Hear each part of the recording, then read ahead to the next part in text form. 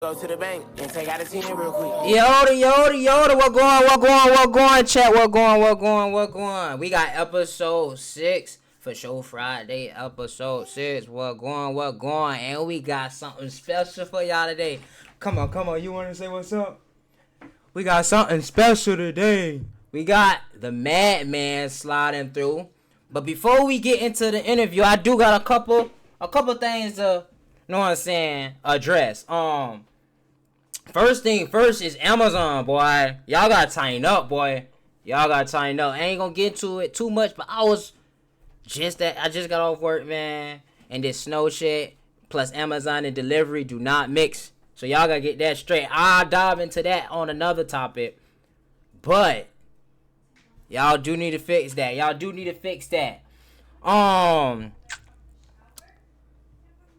Okay, that's that. Finish line. I just realized this was something too. I went on Finish Line to go get some stuff for my son's birthday coming up.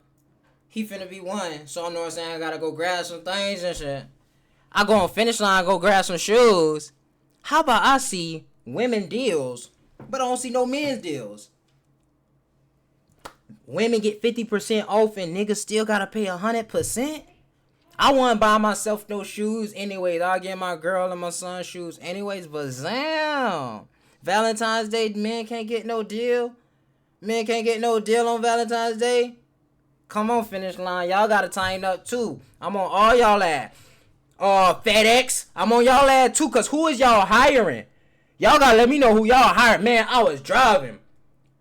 I'm going to the same house a FedEx driver pulling out of. And I ain't gonna lie, I don't know who they was hiring. I don't know who was driving. I don't know if it was a he, she, or it. Now, and I don't mean to offend nobody. I swear I don't mean to offend nobody. But I don't know what it was. And this how I ain't know what it was. And this how real I know it wasn't. Like, Ben went like this to me.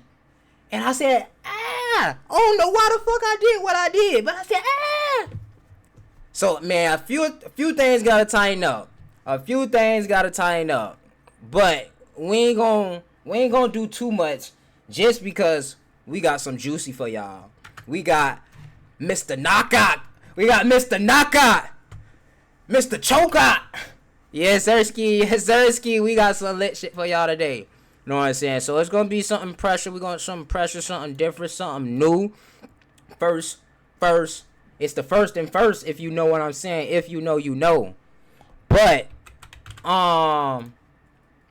yeah, we got, you know what I'm saying? You may have an idea of who I'm about to introduce if you know me. Or if you from Southwest Florida, you might have an idea of who I may be introducing. But who joining us tonight on episode 6 is the MADMAN. One of the most exhilarating upcoming MMA fighters. A dedicated father. We got a friend of mine, of course, a brother of mine. And if the president came up to me and said, bro, go get your most hardworking person you know, and they gotta fight for your life, this who I'm going to grab. But with me saying that,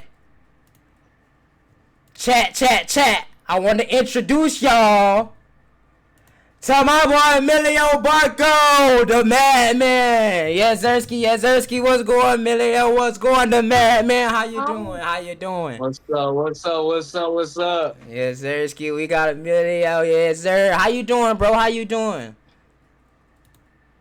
Just living life, grinding every day in, day out, putting the work in, putting the hours in, same thing. Just being a man at the end of the day.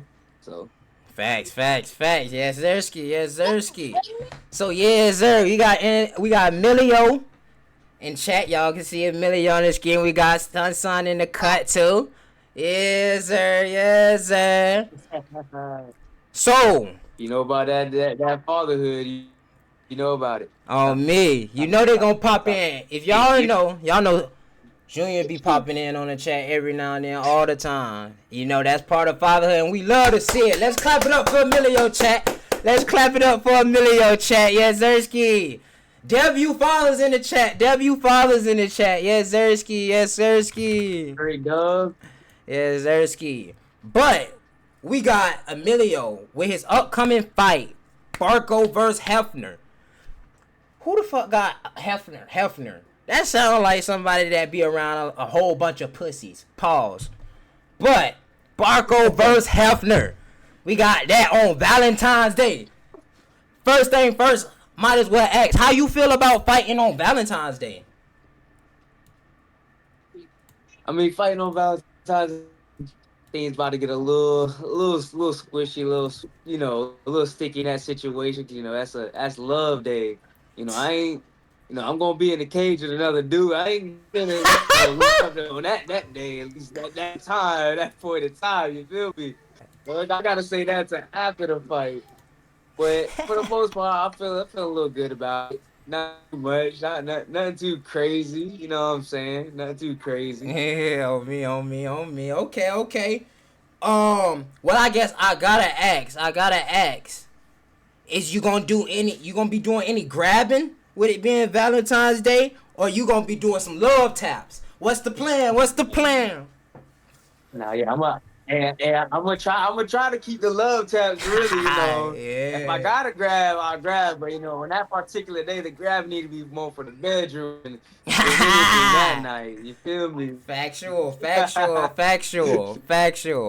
So, speaking of love taps grappling, we got first fight you ever had, and I know my perspective of watching the first fight, cause I'm like, hold on.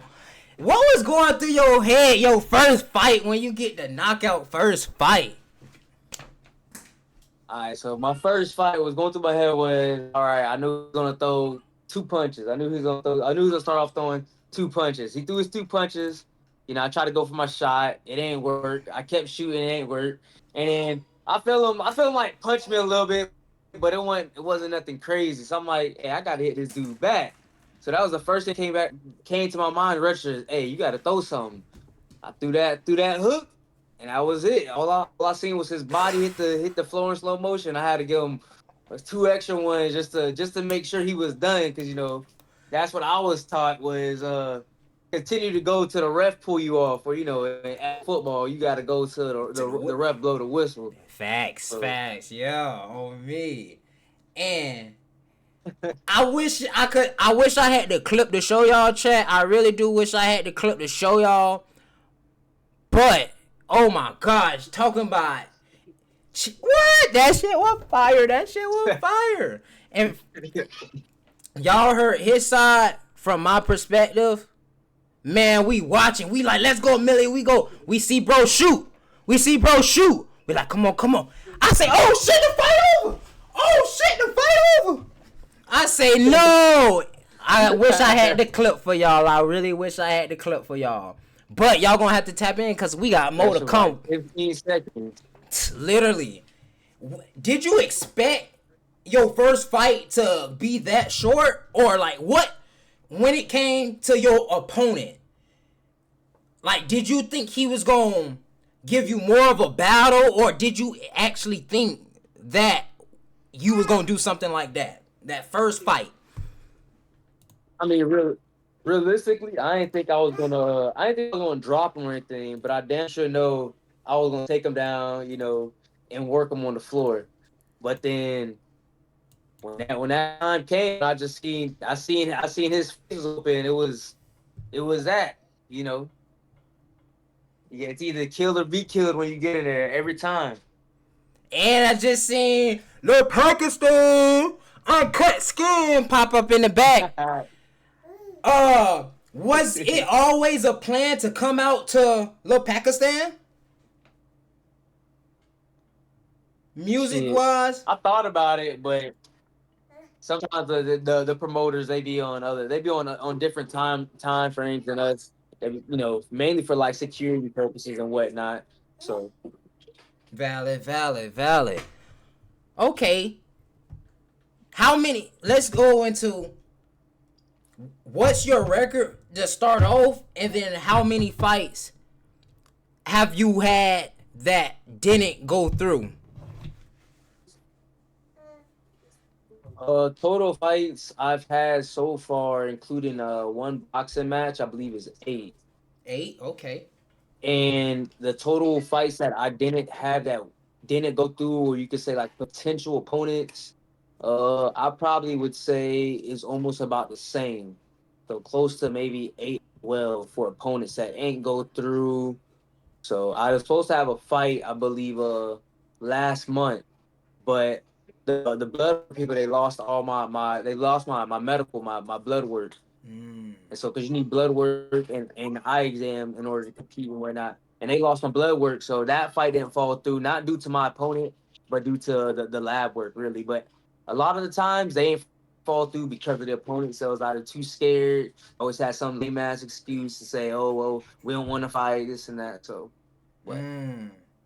Do you think that for the opponents at least that may may have been scared or so, do you think it's because they watched a few of your fights or so and then they got scared, or is it just like a, you know what I'm saying, like stage fright type of thing?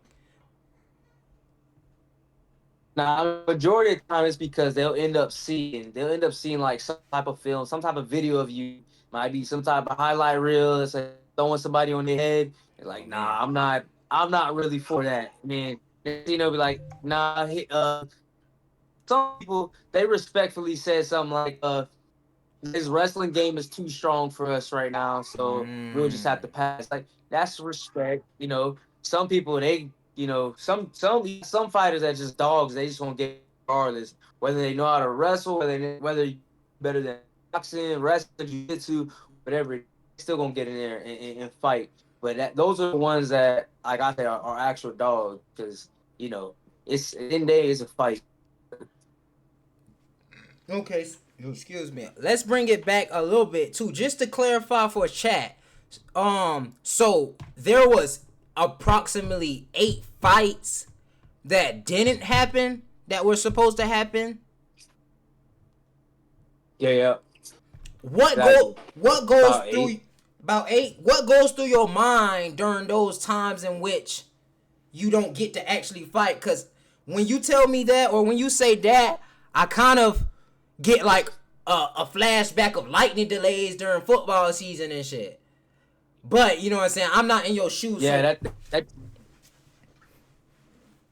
facts. That's basically what it be like. So like for example, I think it was like maybe like two, maybe I'll probably say like 3 to 4 of those fights, I was actually cutting weight.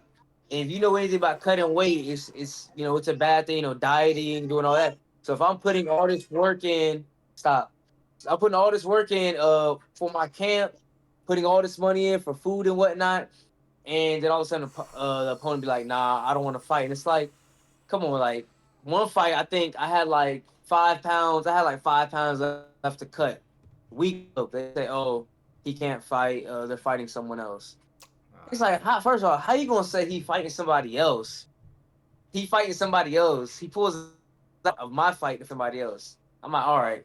I yeah. went on Instagram, I tagged all of them, and did whatever I had to do because I was mad. I'm already cutting weight.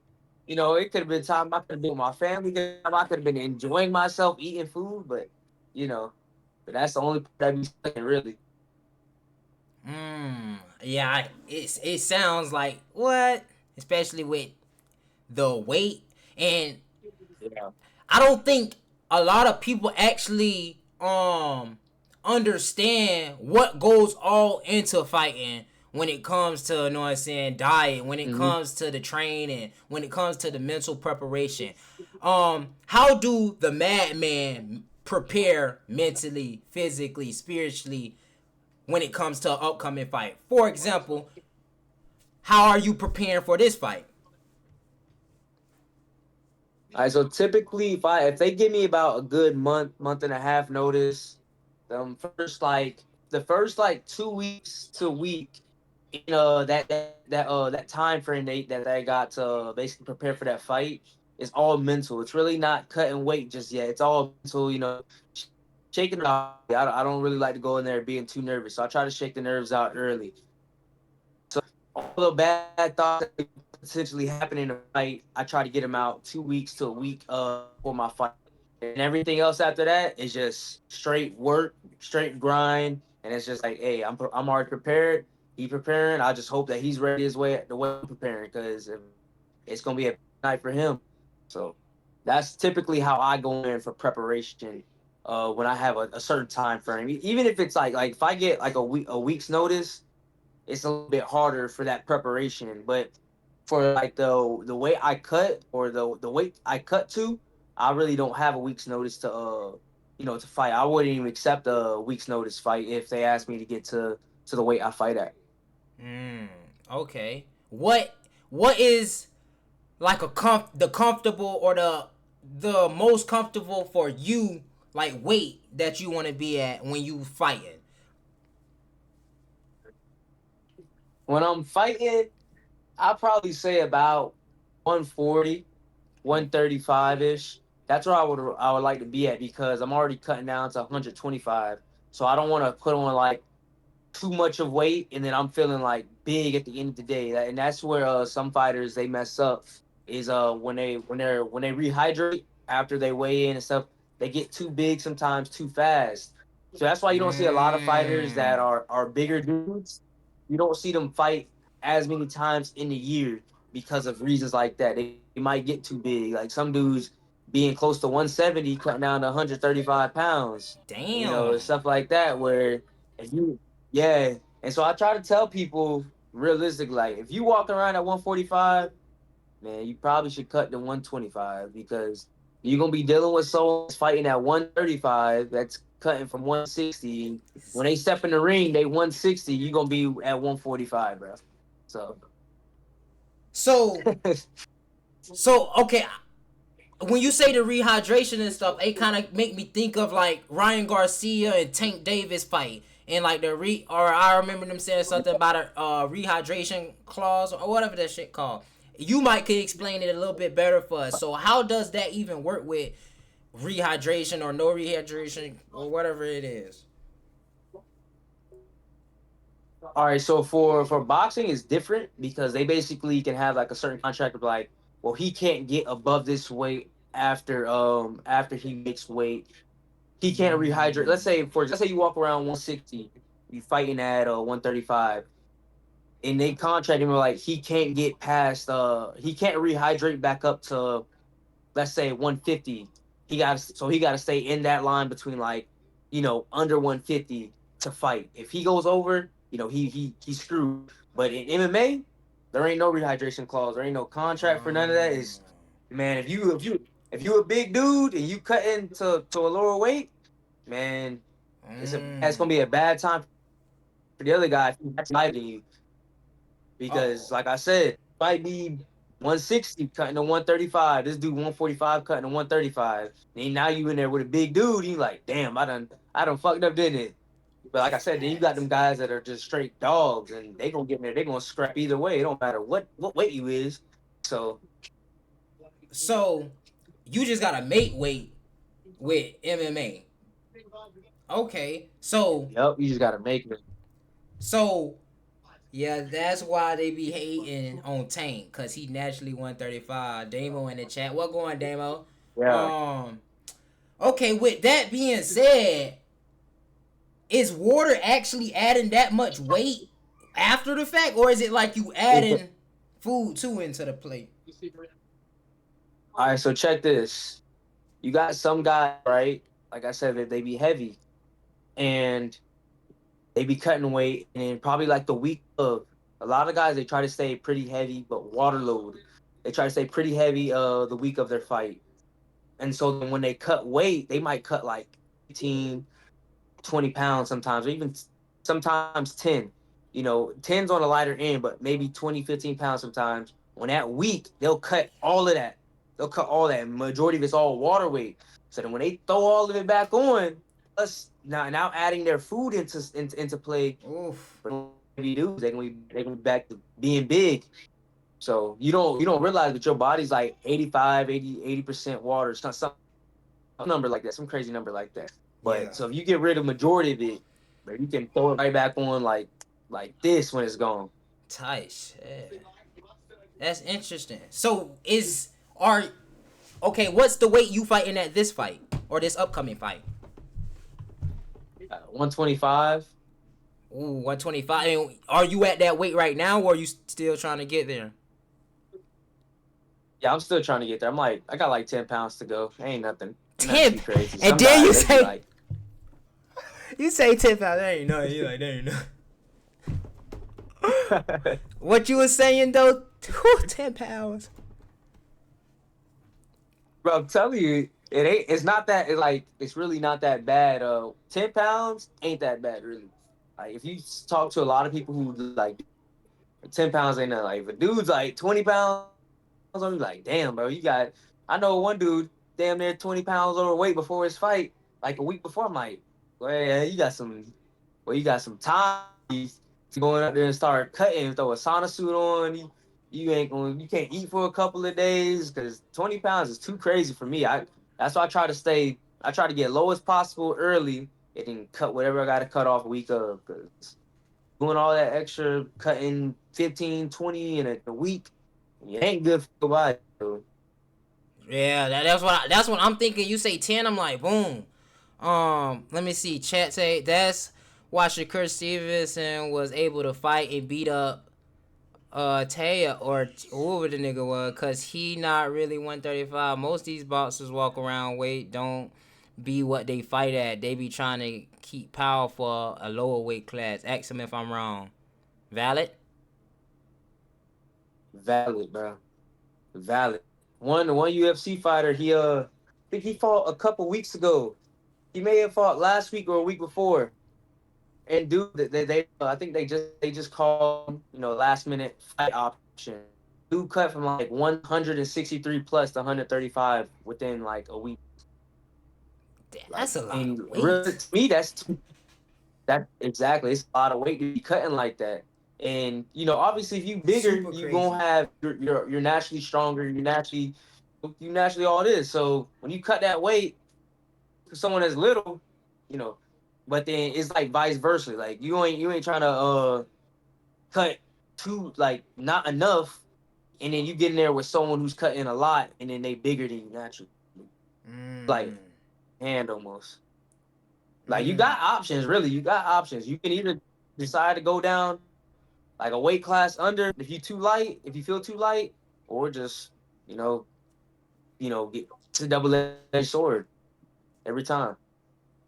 So from your personal opinion, which is would you say what's the word I'm looking? I don't want to say easier because I don't think either one is easier, but which one is preferable for you? Would you rather fight at a comfortable weight, knowing somebody may, you know what I'm saying, be coming from such a high weight, or would you rather just fight that little person that you know is at that, you know what I'm saying, smaller size? I mean, really, it's I wouldn't really say it's a preference, but it's mainly if you feel like your body can get there. Like, for example, I first fought at 135, but my cuts were always so easy. Like I can get there easily. I ain't feel drained at 135, right? So you can get to 25. Like you don't even look dehydrated at 35. You look good at 35. You can get to 25, bro. And I'm like, all right, I tested it. I got to 25 just damn near just as easy as it was getting to 35.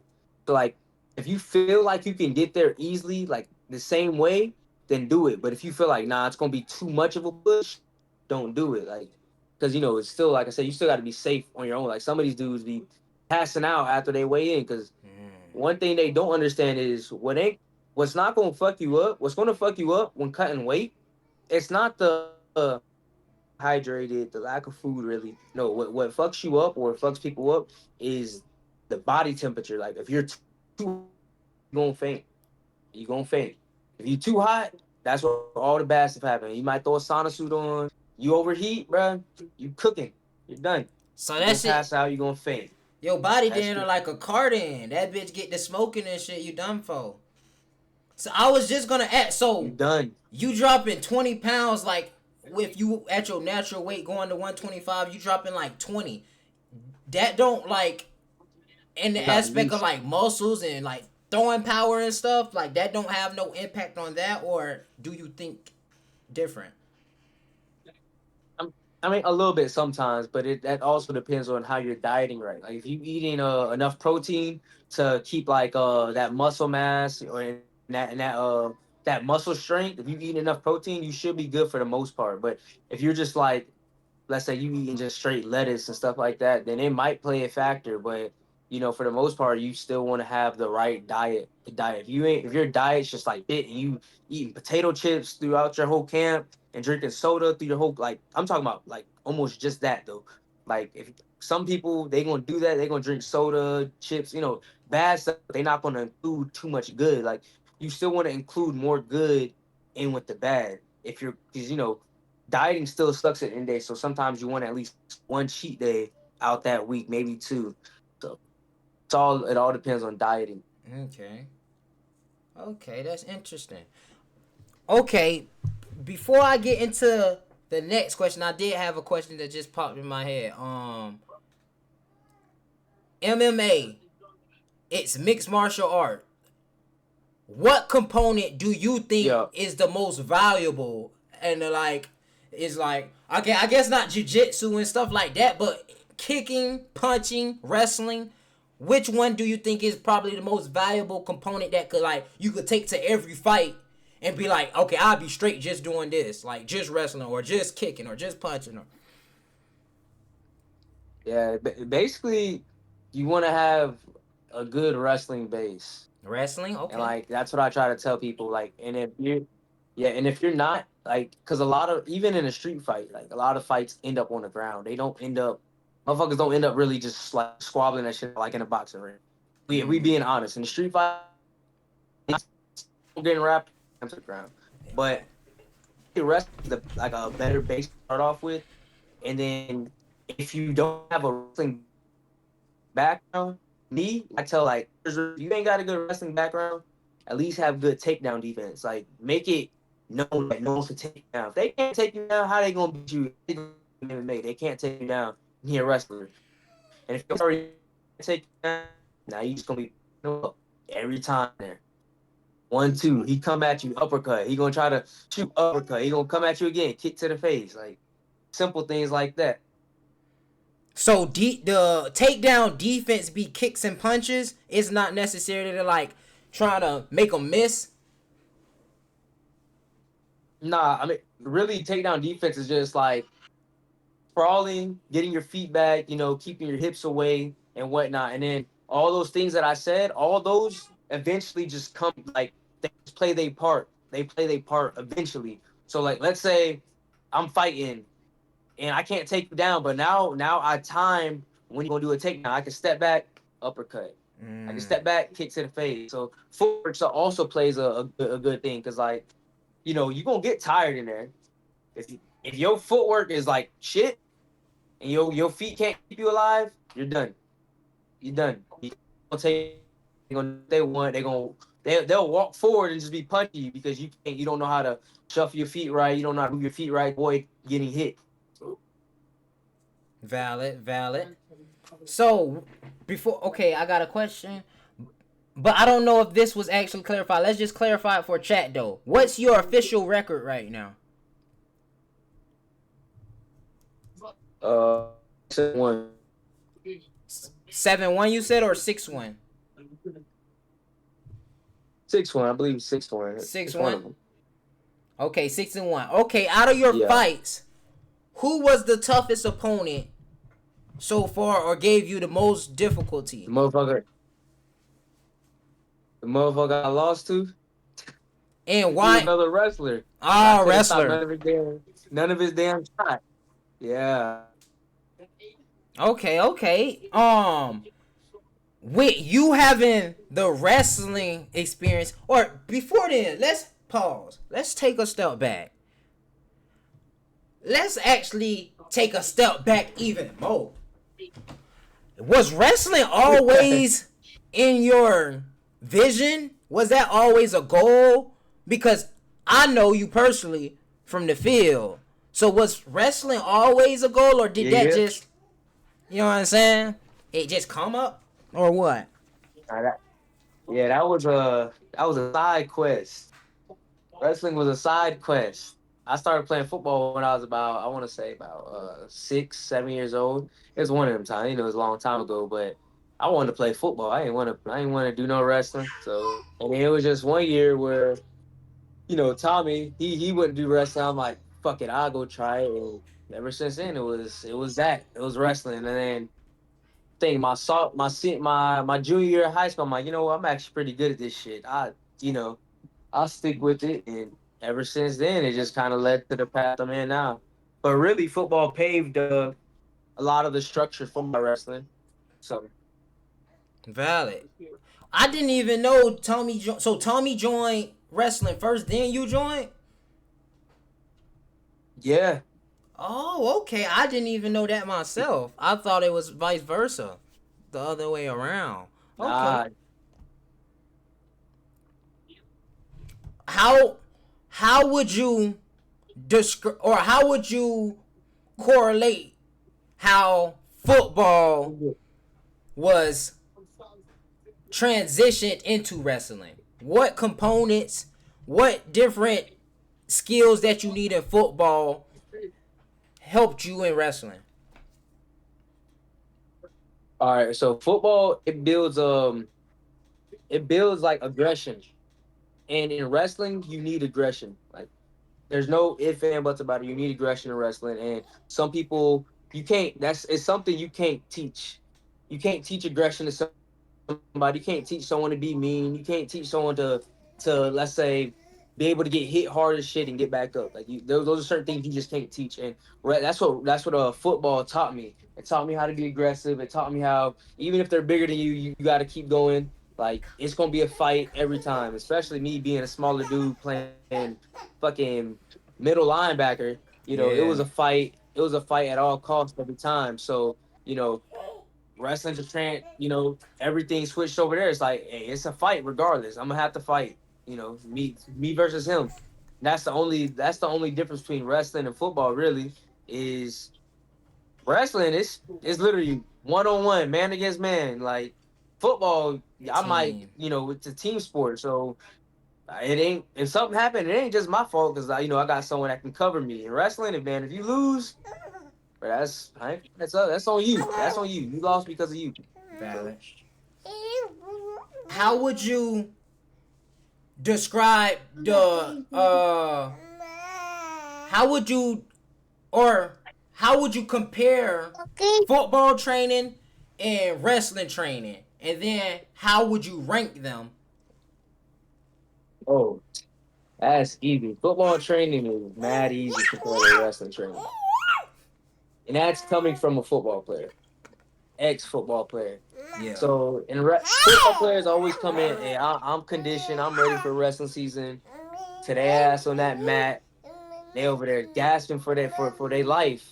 And that's a you gasping for win, and you inside. But you play football outside, bro. But you gassing in there talking about I'm tired. I'm this man. Imagine having to fight for your life for 7 minutes, bro. That's what wrestling is. You got to fight for your life for 7 minutes straight. So football, you ain't doing that. I mean, yeah, you might have them sprints, but in between each one of them sprints you may got, bro, it's a break. True, that's Wrestling is real. nonstop action the entire time. You got timeouts in football. You ain't got timeouts in wrestling. The only timeout you get is if you get a bloody nose, they gotta just plug your nose up.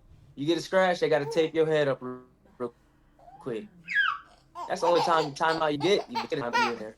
That's real because in the aspect, really, in football, you got breaks throughout the entire, like the whole thing. Exactly. Yeah. Yeah, that's tough. That's tough. That's a great point. Like you literally like fighting for your life. Cause like, man, you damn near get fucked up for real. Yeah. And Oh, one time I was at a wrestling tournament in high school. Man, tell me, all right, so if you know anything about like wrestling, like tournaments, big tournaments, bro, if you ever get put on the backside of a bracket, which meaning you're wrestling for third place basically. You're wrestling for third and fourth place. If you ever get put on that side of the bracket, bro, you about to have like you about to be wrestling all day, bro. You about to be wrestling all day. Because if you wrestling for first or second, bro, you should have at least 3 matches. Like 3 matches wrestling for first and second, three, maybe four. But if you wrestling for third and fourth, you're gonna be wrestling good 6 matches, bro. You're gonna be there all day. And then not only that, like I said, one time I was at a tournament and I'm on the back side of the bracket. I just got done wrestling, bro. Just got done wrestling. It was a pretty tough match too. I beat dude.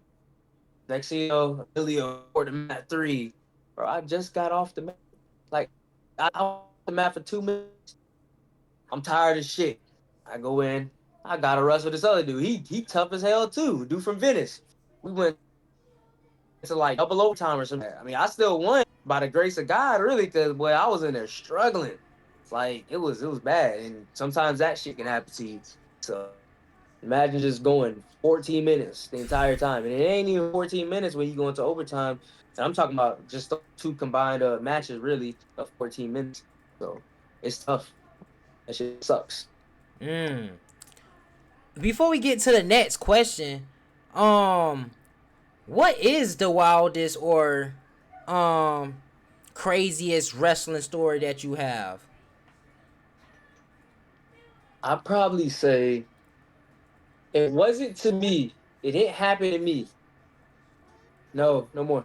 It didn't happen to me, but it happened to my brother. And the Okay. reason I say it's the craziest one because I experienced it, and we experienced it in our in different ways. So Riverdale, they back then they was good. I don't know about now, but back then they was good. And I don't know, for some reason like, the fans they ain't fucking like us. They ain't like me and my brother. They ain't all right. We can call it. They ain't like us. I'm talking about it was so bad that they was cheering for the other team other than cheering for like us or whatever, which it really didn't matter. I mean, I like it. I enjoy when people cheer for me. It make me like, all right, now Yeah. I'm gonna win and just laugh at you when I win. So then I'm like, all right, that's cool. That's cool. And next thing you know, my mom gets an argument with a lady, bro. She getting argument with a lady because my brother over there doing the same thing they was doing to us, cheering for the other team. They get mad because dude didn't win. Well, tell me why, like, that was a Saturday. You go to back to school on Monday, and we get a call to the office. Call to the office. Why? Because the lady wanted to say, oh, they were trying to fight us, this and that. Yeah, just saying some BS, some nonsense. But it's like that didn't happen, and it was just a whole story. And then next thing you know, they said that we were slamming too hard in wrestling. How the fuck you go? How you gonna slam too hard in What the wrestling? hell? How do you slam too hard in wrestling? So then they said, yeah, you guys can't slam like that anymore, bro. That fucked my whole game up because all I did was double legs and just straight run through someone's face, pick Huh. them up, slam. It messed up my whole game. And so yeah, even it was just wild experience right there. I ain't like that. That really fucked me up. But shit happens.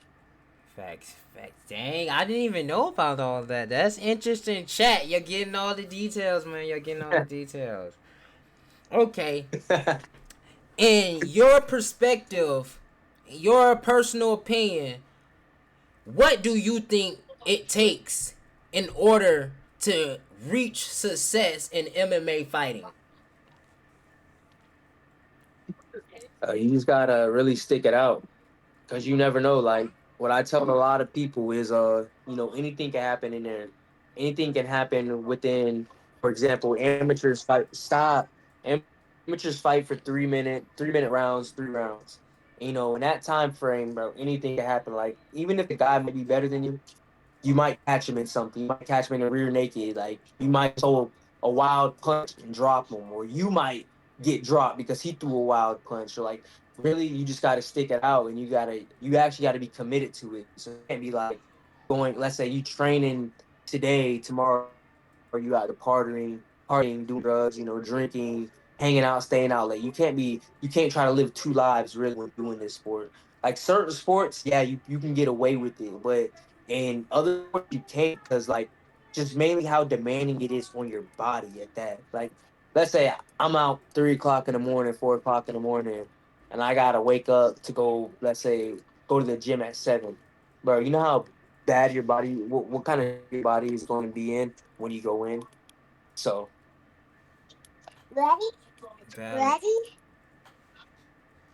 Or MMA boxing. Can a boxer come into the MMA field or into the MMA and do good? Can a MMA fighter go into boxing and do good? What's your opinion on it? How do you see that take? Uh, it depends on the boxer.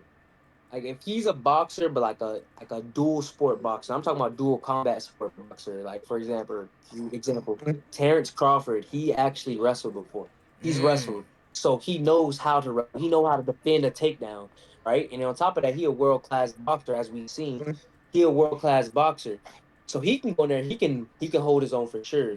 But as for other boxers, like let's say you put Floyd in there, no, he gonna get fucked up. Because like I said, like people when people say, "Oh, he gonna how's he gonna kick me in the face? I'm a boxer. I'm used to being like this." Bro, he can kick you in your leg too, bro. Like leg kicks are starting to be like jabs now. And if they fuck up your legs and slow you down, then what? You can't move your legs, then what? Or if they take you down and you're a boxer, then what? Like you can learn boxing, you can learn how to keep a high guard. You can learn how to protect body shots. I'm not gonna say you can be able to compete with a world class boxer. I'm not saying you can compete with a world class boxer, but MMA guy can compete with a boxer, if that makes sense. I think this is a perfect transition question too, and it's a kind of a follow up as well. It was I think it was perfect that you highlighted Terrence Crawford also having some wrestling in his history. Let's use them for example. Conor McGregor obviously was more of a, you know what I'm saying, Mm-hmm. and Terrence Crawford, who he is, them two meet. Boxer, MMA fighter. Who you got? What you got? Who you think? And I got Terrence Crawford, bro. Really? I'm kind of shocked. I ain't gonna lie. Really? Why so? Because McGregor, he not a wrestler, so he ain't even thinking about taking that motherfucker to the ground. He thinking about either punching or kicking him. All right, yeah. Let's say you do throw a high kick at Terrence Crawford. Right? Let's say you do throw it. He a boxer. He used to keeping his hands up. All right, then what he gonna do after that? When he let's say he duck it, he rotate and he throw a punch back.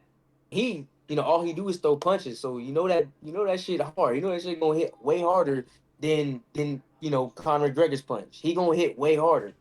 So that's why I give it to him. But like if you would have said somebody like Habib or something, man, Habib would destroy that man. I'm sorry, but he's taking him down and that's it. That's Mm. exactly what's gonna happen. Because like I said, someone take you down and they know what they doing on the ground, bro. You better just pray and hope that they don't really hurt you. So let's talk. Let's go dive more deeper into this takedown stuff. What is the goal with taking down? Is you trying like to choke him out? Is you trying to like punch him until he tap out, knock him? Like Nah, what is you trying to do when you take him down? when I take him down, I'm not trying to submit you. I'm trying to I'm trying to knock you out. I'm trying to end the fight as fast as I can. Now, if you give me the opportunity to choke you out, I'll take it. But if I see your face there, that's the only thing I'm aiming for. Your face. That's it. Try to hit you as hard as I can in your face, and keep going you can't go no more. And the ref stop. Mm. That's the fastest way to take them out, knock them out. And you could throw bows too, right? So what is illegal or yeah, specify that for us actually. All right, so like in amateurs, we're allowed to throw knees to the body. We're not allowed to throw knees to the head. We're not allowed to throw elbows. At least that's in the state of Florida. And you're not allowed to do like oblique kicks or like anything that fucks with the joint, like leg locks. Like certain leg locks, you're not allowed to do anything that Mm. fucks like with your joint, whether it's like your knee, like your shoulder area, like or not the shoulder area. Like it's kind of hard to say. At least anything in the legs for sure. I know that. And you're not allowed to do them locks. Mm. But in other I forget. I was going to fight. Where was it at? Where was it at? It was out of state. I think it might have been. What was it? What was it? It was somewhere.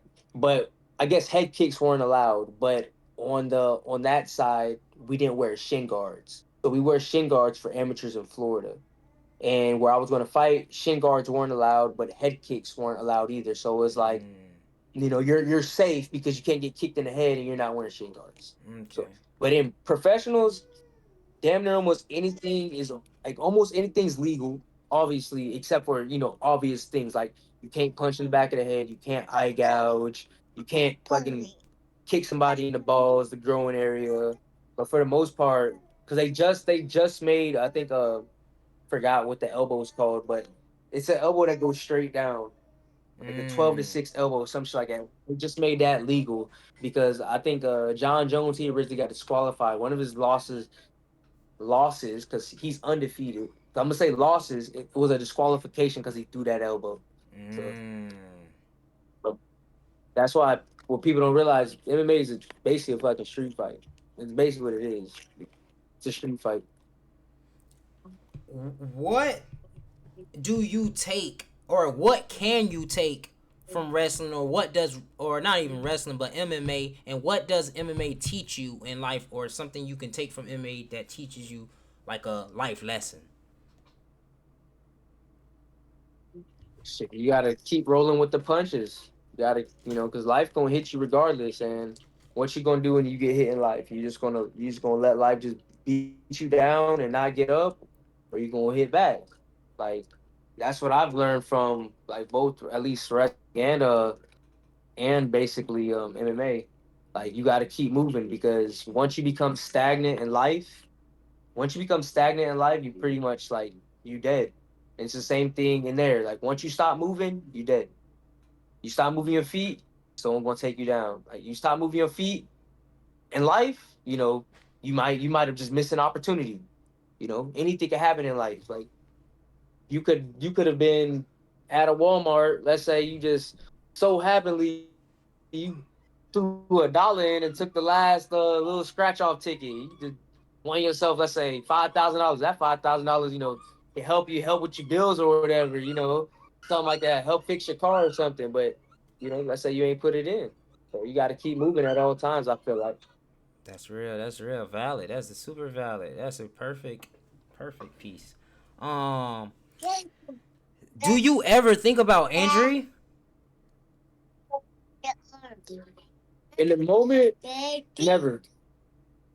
In the moment, I never think about the injury. I mean, but that's just the mindset I feel like of a warrior.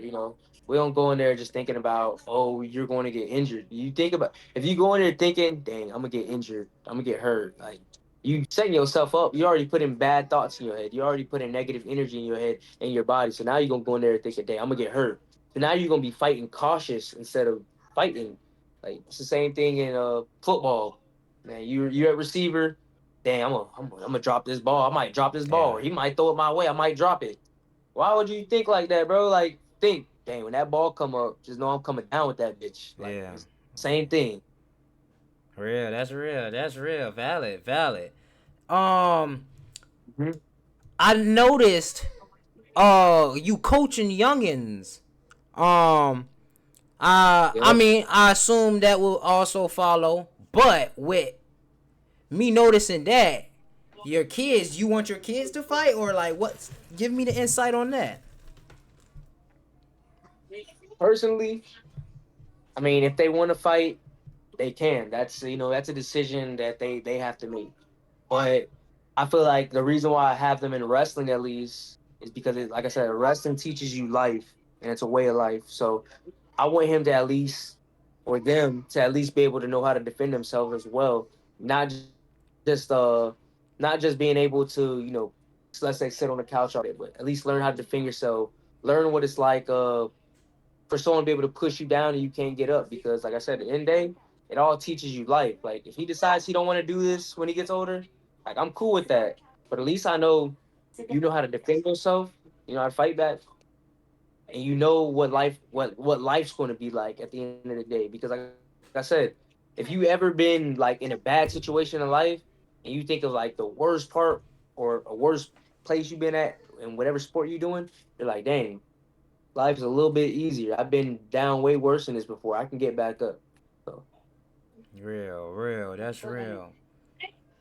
And since we on the path of fatherhood. How is it being a father and managing your schedule with fighting, fathering, coaching, all the things you may have to do? How do you manage? It's like juggling. You just constantly juggling because you don't know what's gonna fall through. You don't know what's gonna happen. Like, shoot, got to get a practice at this time. My practice is right after. All right, but he in school. It's like, dang. All right. So once I get to his practice, guess what? Guess what we doing? As soon as we walk into his practice, we get there early. Come on, we doing homework, working on studying real quick. We gonna knock this out. We gonna train before we have our real practice, and then after we have your real practice, we gotta go to my practice. And then once we get back home, guess what? We doing some more studying because, like I tell myself because it's the truth. Really, is this only gonna last so long. Like it ain't gonna last forever. So you still have to put knowledge in yourself with other things, not just fighting. What am I gonna be fighting when I'm 60? Hell no, hell no. So Okay. And since you say that, I do have a question that just popped up. Where do you want to yeah, take? Where do you want to take this fight scene? Where do you see it going? world champion, UFC. Okay, I okay, believe that's that. perfect.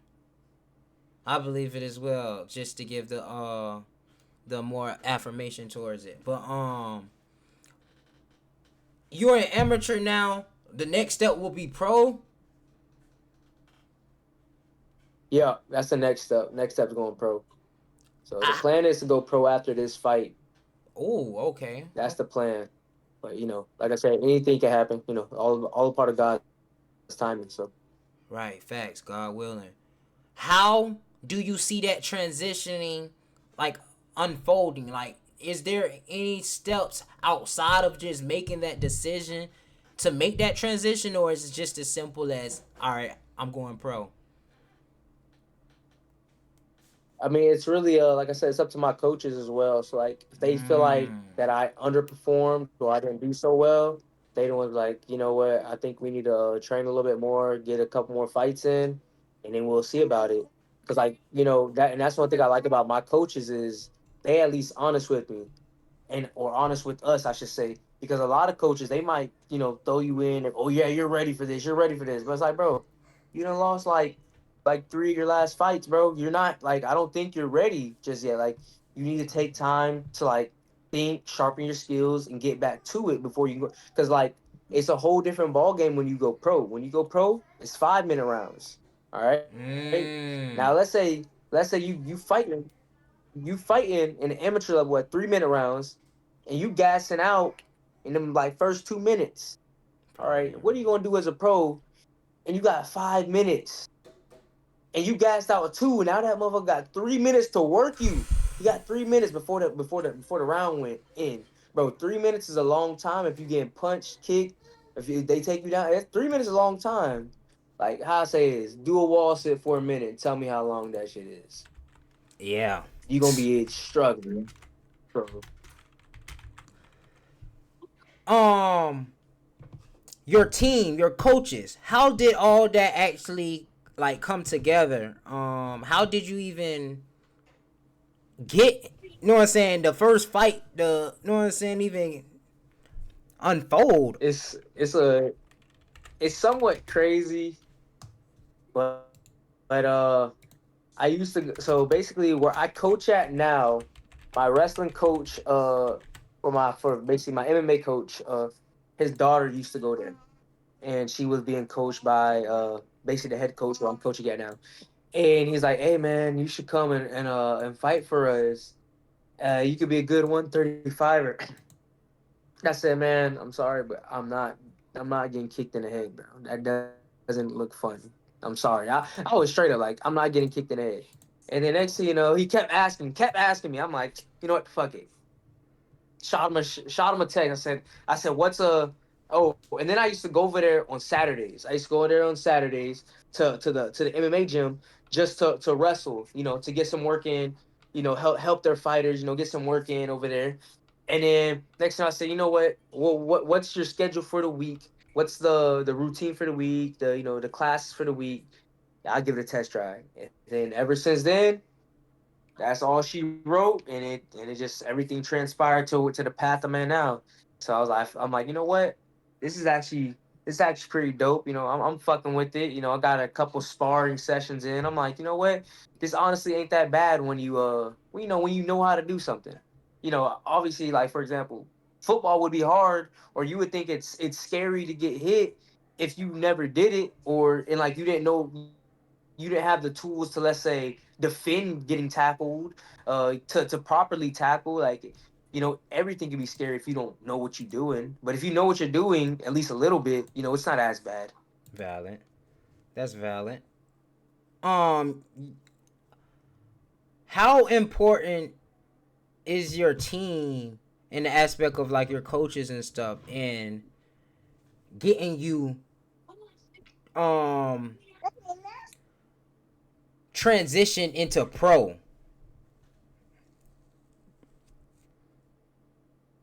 Hmm. That's a good question. I mean, I would say they would have to hold me accountable just as much as I hold them accountable, because accountability is a big thing. Like if you can't be a man enough to tell me, hey man, like you're slacking, or give me that extra push to do better in practice, or just an extra rep. If you can't even give me like that motivation to do that, or you even be the motivation, like it's not going to work out. It's not going to work so well, because like I said, it's a different game when you become a pro. It's a way different game. So And motive everybody, I feel like everybody would need to be on board. so motivation, obviously like different skills, tactics and stuff to go about. Is there any other component Hmm. that they play to help you succeed? They're like mentors, especially like the coaches, really, because a lot of them, they've been there, they've done that, so they're like it's like a mentorship as well, and like another father figure as well, because they're teaching you like things not just in the fight game but in life alone, like because like I said, you're not going to be doing this forever. So, they're teaching you how to fight, yeah, but they're also teaching you lessons in life. Like, hey, man, you gotta be on point doing this. You gotta be on point doing that. Like, you gotta eat right. You can't just eat right. You have to sleep right. And it's like those are all things that not just like is for fighting, but is for like your health in life. Like, you need a good 8 hours of sleep at least. You're gonna wake up feeling better. Like you need to drink some more water. It'll clear up your skin. Not even just that, but like you need to not drink all this other bad shit. Soda, It's etc. bad. It's harming your body. And, and that's for like the long run, not just like the short time. Yeah, it feels good for the short time, but in the long run, then what? When you're over there, dang, my kidneys hurt. Why they hurt? My liver hurts. Why they hurt? Because your ass Valid. was drinking all that liquor, right? Guess what? You could have prevented all that stuff if you listened to your coach. Speaking of liquor, is that just cut from you, or do you celebrate sometimes? Or hmm, Nah, I'm a sober dude. I don't drink. I don't smoke. And that's just been in me since I was like, a kid, really. I mean, I might have like maybe a shot, maybe once a year, twice a year, 3 times out the some shit like that. But I don't drink like that. I mean, I can see my cousins and them drinking over there. They might and you offer me, straight? like, nah, I'm all good. Yeah, I'm straight. I mean, I personally don't see the fun in it. I don't see what it does, but I mean, I see what it does, but I don't see how it benefits me. Like, you Mm-hmm. know, I I mean, get some you. people say they drink because of problems, but guess what? What's gonna happen when you sober up, bro? Them problems still gonna be there, bro. That's And valid. you So valid. fix nothing. Fix nothing, bro. So, That's so valid. Yeah, factual. Um, mm, how mm. have you ever like fasted? Did fasting? Like a spiritual fast or just a fast? Both. That's a good both. Have you did a Uh, spiritual and a I I've done a spiritual fast, but it was like a baby spiritual fast. It wasn't nothing like days, bro. I only did it for like a little over 12 hours, really. And I was like heavy reading into my Bible, praying throughout the day, just drinking water. And I've done that, but for like an actual fast where it was just straight water, I went about 48 hours once. And then guess what? The devil got to me. That's when I was having car problems. Yeah, imagine you end up getting car problems, right? And I'm like, you know what? I broke my fast. 'Cause I think all that day, just bad shit just kept happening to me. And so then I ended up breaking my fast. I'm like, you know what? If bad shit just keep happening, like, I don't want to feel crappy and bad stuff's happening to me. I'd rather feel a little bit better and eat something and bad stuff happens to me. So then I ended up breaking my fast. So Mm, I get you. You was intending for it to go longer when you broke it. yeah, I was intending that shit to just go whenever I broke. Whenever I Oh, broke, that okay. was the intentions was like, yeah, like Fielder went 5 6 days. Hey, he went 5 6 days. Like, but then all that stuff happened. I fed into it, and you know, but I haven't done one since. I don't try to fast too much when like when I'm in camp mode because I'm doing so much training. I'm basically doing so much training that my body it needs They, the nutrients to go. Like it needs stuff to go. I can't just let let's say go do some strength and conditioning and come in and just drink some water. Like your muscles still need something. Like but if I'm like not in camp mode, I can do it for sure. that's valid. Yeah. Just a little side note to chat and shit. I don't want to put the attention on myself or anything or anybody else. I want to keep the attention on you.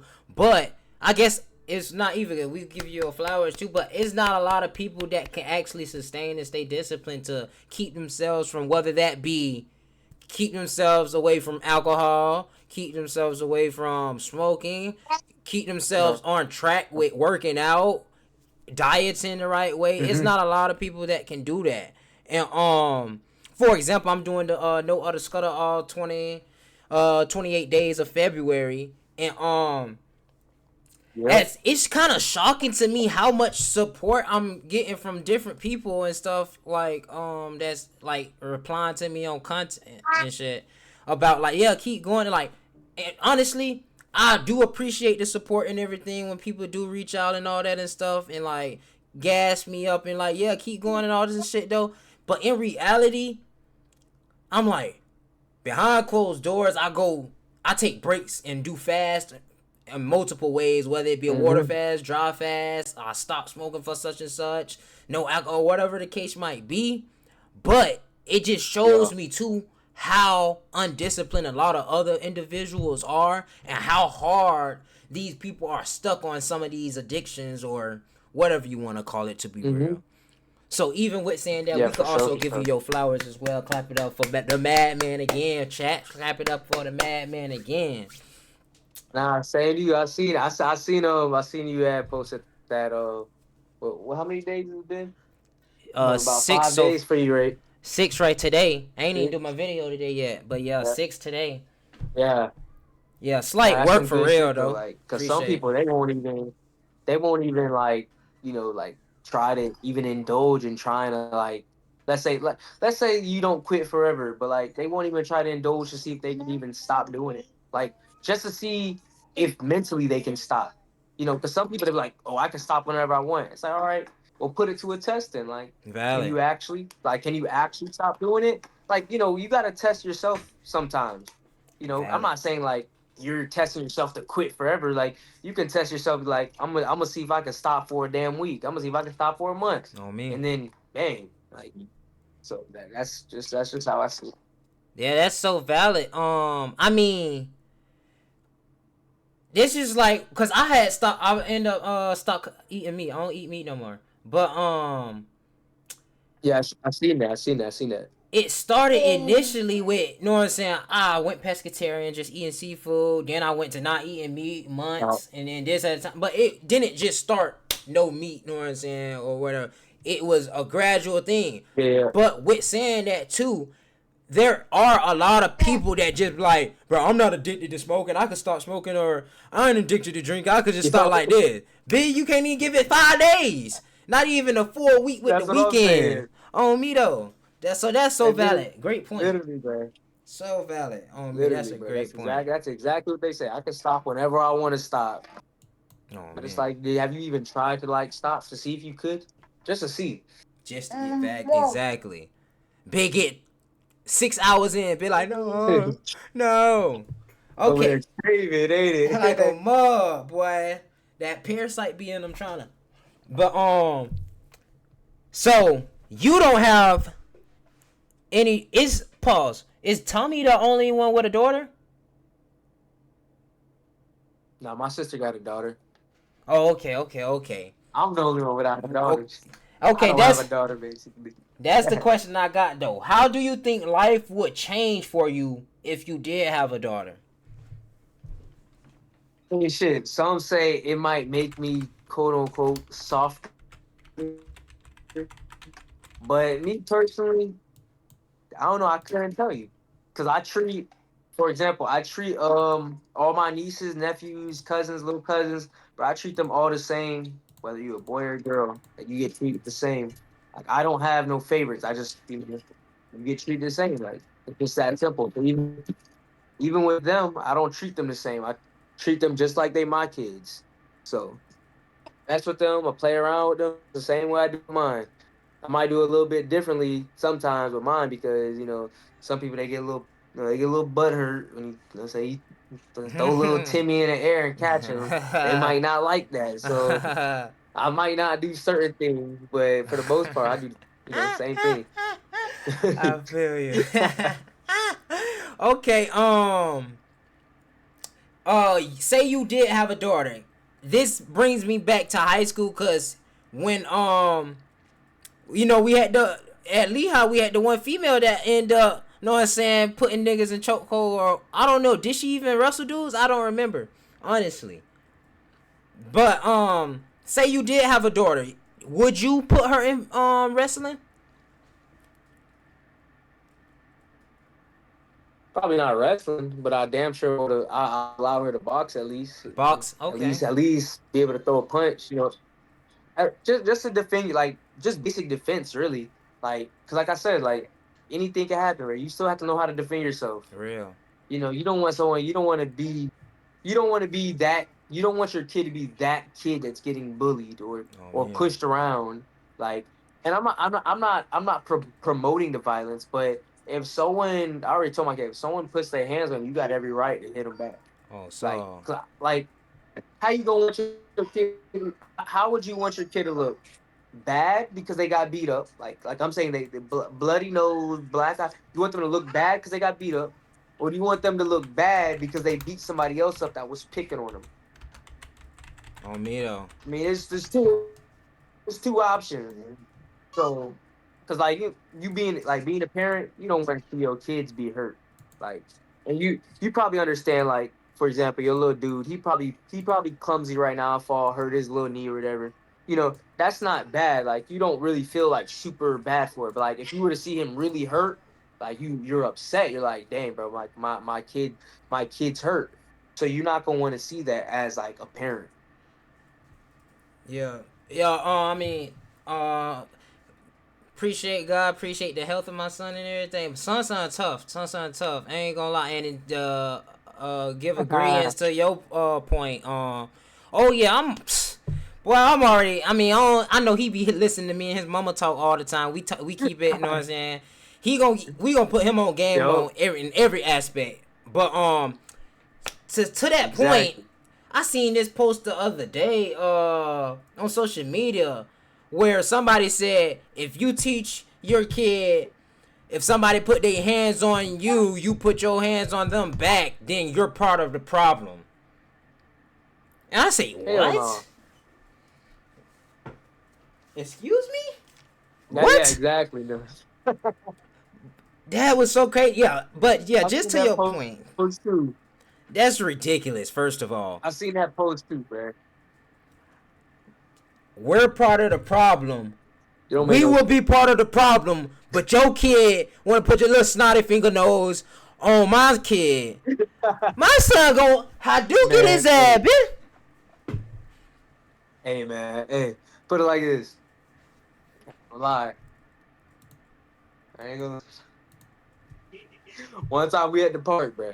We at the park. My son, I don't even think he wasn't even a year. Wait, was he? No, he was a year old. little Cairo, he a year old, man. He walking up, walking up the playground, legit gonna step in front of him, trying to prevent him going up. I said, I, I looked at that little boy. I said, man, move, bro. I was close to ready to just push the kid out the way because he was already irritating. He was already bothering him. This little jit about like 4 years old, bro. What is you doing over here, bro? And this in my head is like, bro, I'll push your little ass. I'm sorry. I'll push you for my little son, bro. Like you ain't gonna just push my boy out the way, nah. On me And then though. I'm over there like, man, if his daddy wanted, he can get it too. And I remember one Oh. time, nah, this time like it was scary. It was a semi scary moment, bro. So we at the beach. All right, look, EJ, they're playing in the sand. He was messing with an older kid. He looked like he was about 13, 12 years old. He was throwing sand at the kid. But they was playing. Man, this jit taller than me, bro. This jit was at least maybe 5'9", bro. 5'10". He was a big, he was tall, skinny, lanky jit. Bro. Picks up the sand, right? Balls that bitch up hard as hell over my son like this, like about to hit him with it. Like I said, I looked at Jit. I said, "Hey, don't be stupid." Just like that, off bat. Instantly, he put his arm down. I said, "Don't be stupid." And then Cassidy and she over there. Oh, he does it. I said, "Man, that Jit know better." And I said, if his daddy wanted, like I said, he On can get the me. boy. He can get the business too. I said, but I ain't gonna play about my you trying to hurt my kid. Like actually trying to hurt him.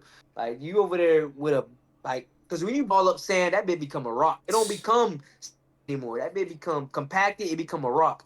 He over there trying to like, nah, man. That had my whole body on fire. I Bubbling, was bit. like I'm already mad that knowing. or not. Yeah, like seen him dead about to hurt my little boy like that, bro. And it like instantly them parent instincts just kicked in quickly. So Oh me.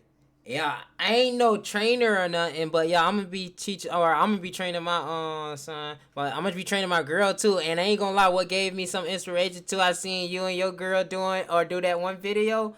I'm like, yeah, y'all be talking yeah, about motherfucking Bora Bora. These real couple goals right here, bitch. Yo, bop bop bop, yo, bitch. Yeah, that shit right there. Hey, you doing it good, no cap. But speaking of that too, what do you think keeps a relationship strong while parenting together?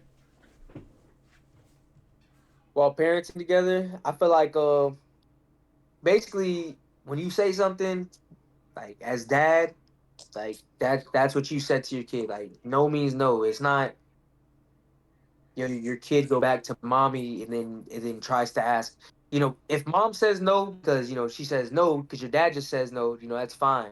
But if mom says yeah and it's like, bro, I just told him no, that's okay. And then it's not okay either for the kid, for like let's say your kid, it's not okay for them either after daddy told you no, then you think it's okay to go ask your mom and after I just said no because I already gave you the authority. I already said no. Now if I would have said yes, that's okay, but I said no, and it's vice versa. So if mommy says no, don't come to me saying like I tell EJ, hey, he tried to tell his mom she'll say no, and I heard her say no. He'd come over here. I'd be like, you heard what your mama just said. Don't I tell him straight up? You heard what your mama said. Don't come over here asking me that. You already know the answer gonna be no. She already said it. That's gonna be that. Valid. That's how I feel. I feel like it has to be everything, but like sometimes, mom she play her part when it comes to like the loving side. So like sometimes she got to be there a Mmm. little bit softer with them, Mmm. because me being basically a dad of two. I got one that's 5, about to be 6, one that's 2, one that's been competing in sports now for close, not even a year yet. And, he's experienced crying because of losing. He don't like to lose, so he's experienced Valid. that, and he's experienced me getting like upset with him, trying to comfort him, but like I can't comfort him as much as his mother can comfort him. That's what she does. That's what she's better at. So I feel like the only that's where things get a little bit different, a little trickier, and you know, you might experience. I'm not sure how your little dude is, but you might experience it as they get older and start like knowing, acknowledging stuff like this. Like so, my son he had a wrestling tournament and he lost. I was okay with him losing. That's what I told him. I said, oh, if you lose, I'm cool with you losing. When it happens, it happens. You know, people lose sometimes. You lose sometimes. You ain't gonna win everything. You just starting off. You're still new to it. I said, but the reason why he lost was 'cause he gave up. He stayed there. He got pinned. He stayed there Mm. and cried. And I said, I'm not gonna tolerate giving up. I said, I'm cool with you losing, but giving up, I said, no, I'm not cool with that because I said I ain't never gave up.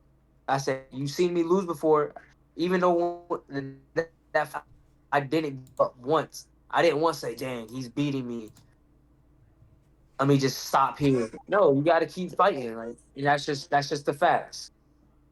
Stop it.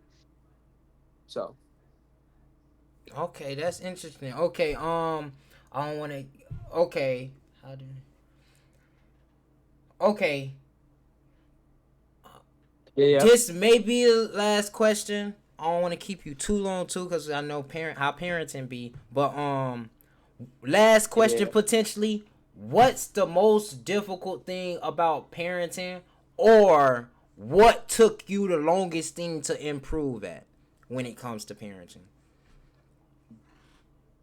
Uh, what I feel like with and it's still to kind of taking me a little bit is one understanding a little bit, understanding that they're just children. You know that they're not very knowledgeable on a lot of things just yet. Another thing is patience with them. You know, like for example, just went me and my girl we bought some laundry baskets, some new laundry baskets, one for us and one for my son, and well both my sons. I told them basically this is your laundry hamper. As soon as I told him this is his laundry hamper, the first thing this dude said, which I'm happy he said, "Oh, I get to do chores now." And I Mm. said, "Yes, you get to do chores now." And that didn't even like register in my mind, and it didn't Mm. play out in my mind like, "Oh, he gonna do chores, right?" And he said, "Oh, I get to do chores." I'm like, "Yes, you do." So today, wash some laundry. I had him. I was teaching him how to fold his own clothes. I didn't get to teach him how to wash his clothes because he was in school. I would have taught him how to wash, put his clothes in the dryer, stuff like that. And so I taught him how to fold his clothes today. I'm teaching him, and it's his first time, so I can't really be too hard or like tell him like obviously if you fold a paper towel, you know how to make it to a square rectangle, and for him, his first time folding something neatly. I'm like, you have to make it look neat. You have to make it look good. Like, and then when you stack your clothes up, you need to stack them with your shirts. Put your shirts with your shirts, your pants with your pants, sweatpants with your sweatpants. You got to stack it up not neatly. You can't just throw it on there and expect it to stay straight. So I feel like understanding is one, and another one is being like I said, what's the word I use? Fuck, I forgot what I said, but Patient. understanding is one of them, and being patient with them as well. Because if you're not able to be patient with them, not understanding, realizing, bro, they just kids, bro. Like now, it's different if it was our age and we trying to teach him how to put a shirt and he crumpled that bitch up, bro. No, But me. nah, he's 5 years old, so it's different. It's different in that. That's valid. Shoot, I think even the other day, like, cause yeah, I try to put like sports into aspects with him, but the other day, or maybe a month ago, I told him, I said, bro, I said I like nice things. They in my truck. I said I like nice things. Take your trash out my car. Don't leave your trash in my car. I like to keep my truck at least looking presentable, at least looking nice. Like I don't want your garbage, your Cheetos left on the floor, your Cheeto bag, whatever it may be, your drink, your cup left in my car. But like take it out. Like I like nice things. When I go out, I like to at least look presentable. I like to at least look a little nice. Like I don't like to be looking all crazy. And I told him this, and then next thing you know, it's crazy. This then next thing I told him, I said I like keeping my shoes nice and clean. I like my shoes. They have to be a little presentable. They can't be looking all scuffed up, super dirty and whatnot.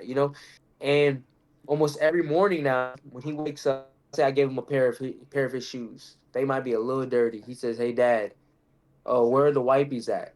He'll wipe his shoes off, bro. And I'm like, "All right, you're learning." Like, and I'm seeing the progress in him, just like learning that he wants to look presentable. He wants to keep himself looking nice. So that's a big step for at least a 5 year old at that, wanting to look nice. So Yes, sir. That's fire. Yes, sir. Yeah.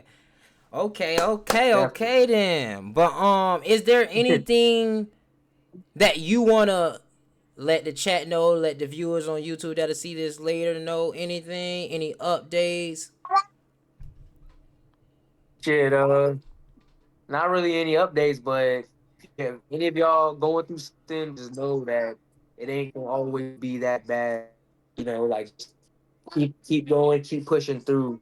You eventually get the light at the end of the tunnel. I mean, everybody that everybody you see around you, they all going through something just as much as you, just as difficult as you. Like, and you have to look at it like that.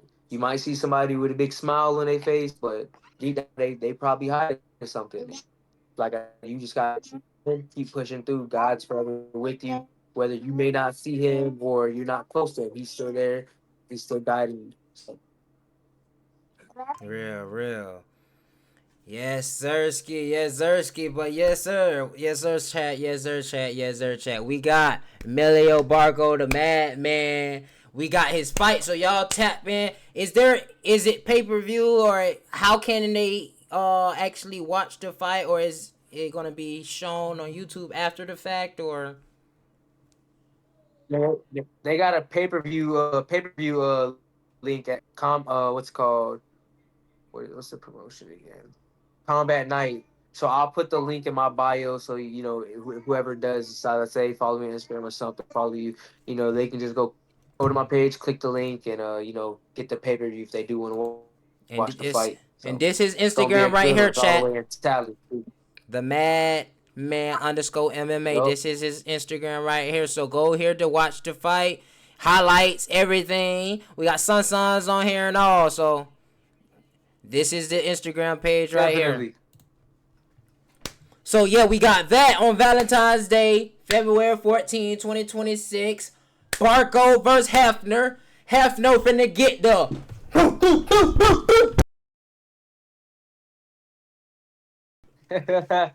and we got the Madman on the come up, going crazy.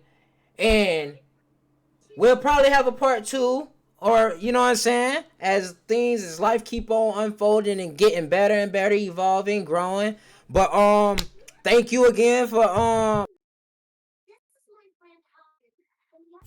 it to be my first interview, your first interview. Got a little practice for what's to come. And yeah, keep doing what you're doing, man. I'm proud of you as a brother, as a homeboy, as a ex-football teammate. What? I'm proud of you, and keep going, bro. You're doing great as a father, as a partner in a relationship, and as an MMA fighter, and everything you're doing. So keep it up, bro. All Peace. love. Yes, Zersky. I love, bro. Yes, sir, chat. Yes, sir, chat. Yes, sir, chat. Emilio Barco, the Madman. Yes, sir. February 14, 2026. Y'all tap in for sure. Let me get that camera only on. Y'all tap in for sure to that fight. We gonna tap in. That's on a Friday. I'm gonna be tapped in for sure, whether I'm at work or whether I'm, you know what I'm saying, watching that bit here on the desktop or whatever, or the PC or whatever. But yeah, y'all tap in, man. Appreciate Emilio again for sliding through for sure. Friday, episode 6. Episode 6. We all the way at episode 6, y'all. So yes, Sirski, man. Yeah, man. Just like bro said, man, just keep going. Just like MMA is. How the fighting is, you fight, you gotta keep going, keep moving. You stop your feet, you gonna end up losing in the fight. You stop your feet in life, you gonna end up losing in life, man. Just keep it going, keep it going, keep it going. You know what I'm saying? I know y'all seen that meme on social media where the dude was digging, and it was a dude next to him also digging. And this dude found the diamond a little bit faster, so he stopped digging in his hole to go dig in the other dude hole when his diamond was just about to come. Keep going. But yeah, episode 6, man. Appreciate y'all for sliding through. Appreciate all the viewers that slid through for the live session. Appreciate the YouTube viewers that's gonna watch this after the fact. Excuse the lag, or so the audio should be good. Some of the visualizations not that it might be a little shaky, but you can hear everything for sure. Stay tuned for more. We gonna be cooking up all 2026, man, and we gonna keep it clean and cut. just like the cut, you feel me? I want to cut him. I know, chat. I want to cut my shit. Appreciate Damo. Hey, man, appreciate the support from Damo, too, man. That's a A1 supporter from before I met this nigga in real life to meeting this to present day right now. But shout out Damo, too, in the chat. But, yeah, man, I know, chat. I wasn't cutting my shit beforehand, but I'm going to be coming clean, coming trim on stream from now on. But, yeah, man. Episode 6, appreciate y'all for sliding through again. For the ones who wasn't able to slide for the live session, I appreciate you for sliding on YouTube. Video should be out tomorrow, if not tonight. But yeah, Sirski, man, y'all stay up. We got SLNG tomorrow, Saturday late night gaming.